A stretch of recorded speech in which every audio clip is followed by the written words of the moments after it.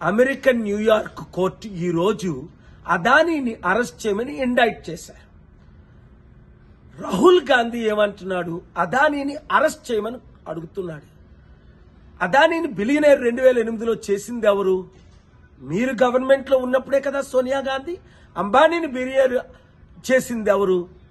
రాహుల్ గాంధీ. మీ grand మా ఇందిరాగాంధీ ఉన్నప్పుడే కదా. రాజకీయ నాయకులు అందరూ అవినీతి పరులని ఇంకొక రుజువేంటి? కాళేశ్వరం ప్రాజెక్టు 1,10,000 కోట్ల అవినీతి జరిగింది. సిబిఐ ఎంక్వైరీ చేయాలని మీ రేవంత్ రెడ్డి రాత్రి పగల అన్నాడు ఎలక్షన్ ముందు. సంవత్సరం అయినప్పటికీ సిబిఐ ఎంక్వైరీ ఎందుకు చేయించలేదు? మెగా కృష్ణారెడ్డిని ఎందుకు అరెస్ట్ చేయలేదు?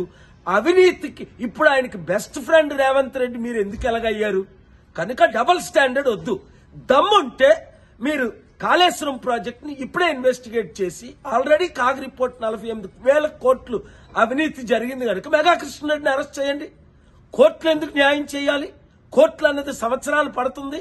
కోర్టులో న్యాయం జరగడానికి ఈ లోపుని రాష్ట్రాన్ని దేశాన్ని సర్వనాశనం చేస్తున్నారు కదా.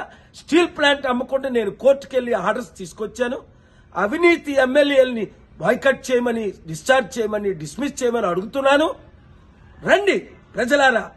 చిత్తశుద్ధి ఉన్న మీడియా అంతా దీన్ని బ్రాడ్కాస్ట్ చేస్తారు.